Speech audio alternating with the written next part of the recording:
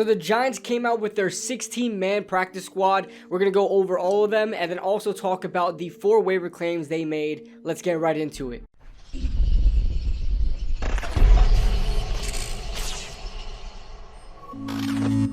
Before we start this video, guys, as always, if you guys are enjoying the content, enjoying the channel, make sure you guys hit that like button and subscribe for more content just like this. And also, this video is brought to you by Manscaped, who is the best in men's below the waist grooming. If you guys are interested in shopping with Manscaped at manscaped.com, make sure you guys use the promo code KB27 for 20% off plus free shipping. You guys know your balls will thank you. Let's get into it. So let's talk about this practice squad first. There's not too much to talk about with the practice squad. First off, it's not your usual 10-man practice squad or just over that like a lot of teams do or in the Giants have done, but the Giants have introduced 16 players on the practice squad. I don't know if they extended the amount of players that can be on a practice squad. I've never seen that many players on a practice squad before, but it's not like they're all new players. In fact, there's only one new player on this 16-man practice squad that wasn't with the Giants during the offseason, and that is safety Tony Jefferson, who I'm very, very excited about. But let's quickly run down the 15 other players on the practice squad. So let's get into it. Quarterback Davis Webb, so he stays with the Giants. Sean Corbin, CJ Board, and Jalen Moore at wide receiver. Tight end Austin Allen, offensive lineman Garrett McGinn and Will Holden, and also Roy Mbatika, who's coming from Nigeria, developing as a tackle in the NFL. Defensive end Ryder Anderson, linebacker Quincy Roche, so we don't let go of him just yet. Defensive backs Darren Evans, Zion Gilbert, and also Nate Metters, Trenton Thompson, and also new addition Harrison Hand, who played that final preseason game with us. He's coming from the Minnesota Vikings, 5th round draft pick, came along with us. I didn't think they were going to sign him just to let go of him because we are so lacking in that defensive back room. I knew they were going to keep him. And like I said, the 16th man who just passed their physical is safety Tony Jefferson. I thought this made the most sense. You guys can check out my video on guys who I thought should be targets for the Giants, and the most obvious glaring one was Tony Jefferson. Okay, he's coming from Baltimore, very familiar with Wink Martindale, and a veteran that is very accustomed to Martindale's scheme and can coach up and help mentor these young safeties. The most experience from that safety position is probably Julian Love right now. It is Julian Love, and that's crazy because Julian Love didn't even come out of the draft as a safety. He came out as a corner from Notre Dame, and he was only drafted in 2019, I want to say. So that's insane. So the safety position definitely needs some mentorship. So Tony Jefferson should be that guy. I don't know if he's going to get a lot of playing time, but hey, he's 29 years old. He's not that old yet. He still has, I would say he still has a lot in the tank. Let's see what happens with Tony Jefferson. But that's the practice squad. Now, I love that the Giants kept the majority of guys they worked with on the practice squad that they worked with, during the offseason, during these preseason games, because they're already accustomed to what's going on in the Giants. They're already knowing the scheme, knowing where they have to be. They know their teammates, things like that. It's weird just bringing in a bunch of guys to bring on your practice squad that hasn't been with you through the whole offseason process. So let's get into the waiver claim acquisitions. Now, these guys are going to be on the active roster. These guys aren't going to be signed on to the practice squad. They are active roster players. So when I made that predictions or kind of target list that I made yesterday, I talked about, hey, the Giants are not going to go after guys who are just like sleeper guys who haven't played in the league at all and have no experience at all.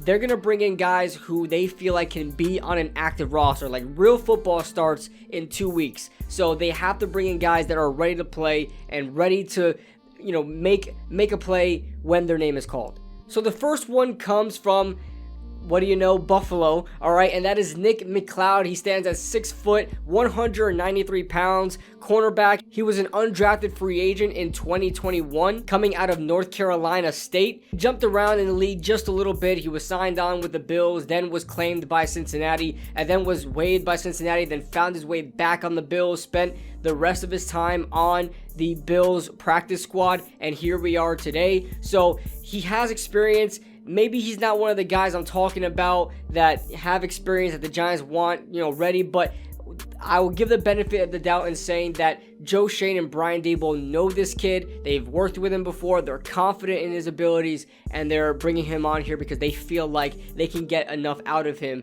with this team. Next is one of my favorite acquisitions here, and that is Justin Layne. Now, when I made that list yesterday, when I made that video, I talked about a lot of, corners and safeties, and Justin Layne was gonna be one of those guys, but I just didn't know if the Giants would target him. I think he came out in like the 2018, 2019 draft, one of those, and he was one of those safeties from Michigan State who I liked, but I didn't know if he really done much in the league. I didn't do too much research on him, but I saw his name being cut from the Steelers, and I didn't think anything of it. But I'm happy the Giants picked him up. He's definitely a name I saw there, but I'm happy the Giants picked him up. He's 6'2", 192 pounds. I guess he transitioned to corner. I haven't really been following his career up to this point, but I do remember when he played for Michigan State, he was a guy I was looking at from the safety position, and he's more of like that strong safety position. So very interesting how he transitioned to cornerback, and he's really more so called a defensive back in the league. So I guess he has that versatile trait of being a corner and a safety. But yeah, he was a 3rd round pick in 2019,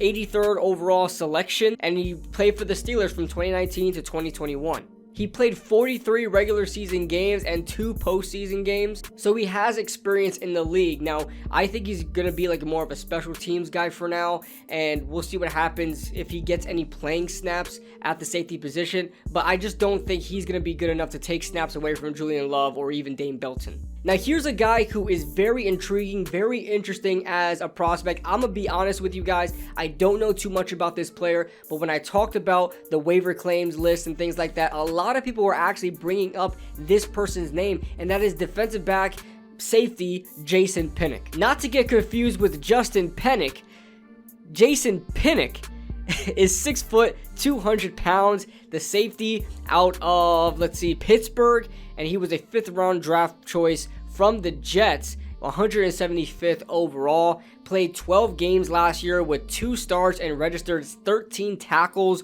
1 pass defense, and 1 forced fumble. So I have to go back and watch this kid, but a lot of people are liking what they're seeing from Jason Pinnock, and honestly, Jets fans are kind of bummed out they lost Jason Pinnock as well. They felt like he could have been a sleeper at safety to play for them, but I said it yesterday. The Jets also cut safety Will Parks, who I targeted and I put on my list. Will Parks, Jason Pinnock, these are just 2 casualties of a good roster that the Jets are putting up, especially from the defense position, the defense side of the football. They're cutting a lot of guys that are pretty damn good, so you got to think that the Jets have a pretty good roster on their hands. So you never know, if this kid is good as everybody says he is, maybe he winds up working up the rankings a little bit, working up the depth chart, and split some reps with Dane Belton. I know Dane Belton is our draft pick, and we want to develop him, but hey, Jason Pinnock was just drafted last year. He's a guy that's regarded as like a sleeper safety. He may be good, so we'll see what happens. Now, here's the guy who's been through this process before. This is guard Jack Anderson, 6'4", 314 pounds, was a 7th round draft choice by the Buffalo Bills, what do you know, in 2021. So that was just last year. He was waived and signed on to the practice squad by the Bills, and then he was signed on to the Eagles active roster last year and appeared in 2 games. He's another guy that doesn't have much experience, but what I've noticed is that even if they don't have much experience, they are coming from the Bills, okay? These 2 players that we talked about in Nick McCloud and Jack Anderson don't have too much experience, but they are familiar with Brian Daboll, with Joe Schoen. Obviously Joe Schoen took part in drafting these guys, and this just goes to show that Joe Schoen is still confident in these players that he formerly drafted, will help draft in with the Buffalo Bills. So he's just doubling down on how much he believes on these players is how I'm thinking of it, with Nick McCloud. Nick McCloud was undrafted, okay? I'm not going to say he was drafted, but he was undrafted. So he's doubling down on his undrafted free agent rookie and also doubling down on his former 7th round draft choice. So I'm confident in it, and hey, when it comes to the interior offensive line, anybody, I'm going to trust Joe Schoen to bring anybody in here to be an upgrade, okay? This interior offensive line, the offensive line in general, is just sad to see.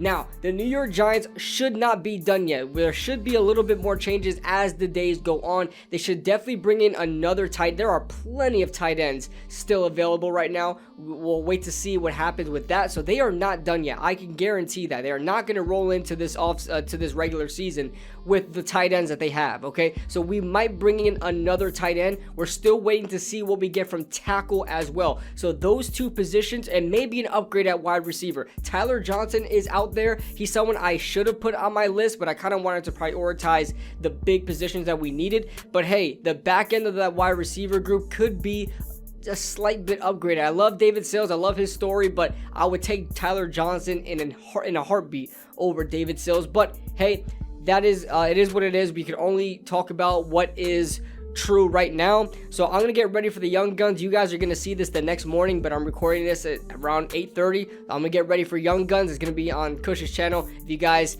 missed it, make sure you guys check the re-record or pre-record or whatever of the Young Guns podcast that took place at 9 o'clock on Wednesday. Make sure you guys check that out on Cush's channel. That being said, let me know your thoughts in the comment section below, guys. Leave a like if you guys enjoyed, subscribe if you guys are new, and I'll see you guys in the next video.